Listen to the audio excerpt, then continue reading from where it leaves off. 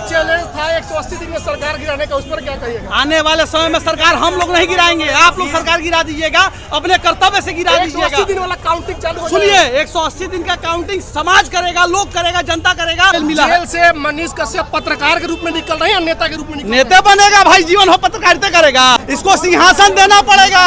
राजगद्दी खाली करो, बिहार का लाल आ रहा है।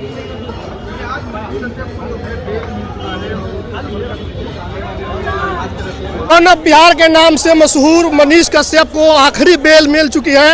अब मनीष कश्यप कल जेल से बाहर निकल के आ जाएंगे। इस वक्त हम पटना के प्रसिद्ध हनुमान मंदिर के बाहर खड़े हैं। कुछ उनके समर्थक जो हैं यहाँ पर बजरंगबली का पूजा करने पहुंचे हैं, उनसे हम आपको बात कराते हैं। देखिए वो लोग कितना खुश हैं और सीधा ये ऐलान हो चुका है कि मनीष कश्यप पत्रकार के रूप में बाहर नहीं आ रहे हैं, नेता बन के मनीष कश्यप लौटे हैं और वो चुनाव ही लड़ेंगे। पत्रकारिता बहुत हो गई, उनके जो समर्थक हैं, उनके साथी हैं, इन्होंने ऐलान कर दिया है कि अब कब तक पत्रकार बन के मनीष घूमेगा। मनीष अब नेता बन चुका है और वो नेता के रूप में ही बिहार में काम करेगा।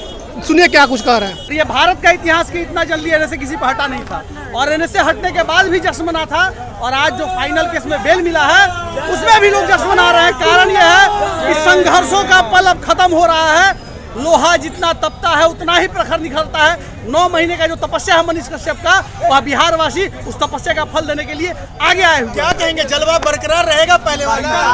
अब ज्यादा पहले 100 गुना था, अब डबल हो गया है, उसका डबल हो गया है।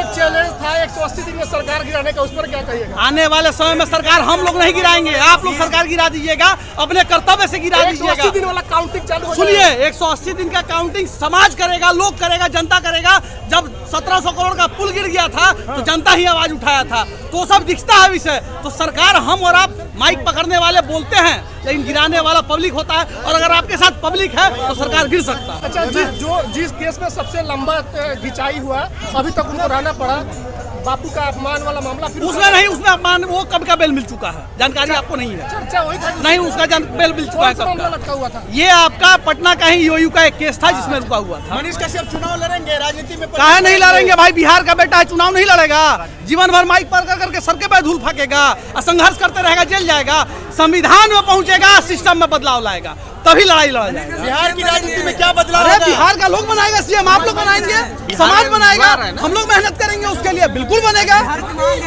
कोई माँ के कोख से पैदा लेके सीएम नहीं बनता है, सीएम बनता है अपने कर्तव्यों से, अपने कर्मों से। बनेगा, बनाया जाएगा उसको।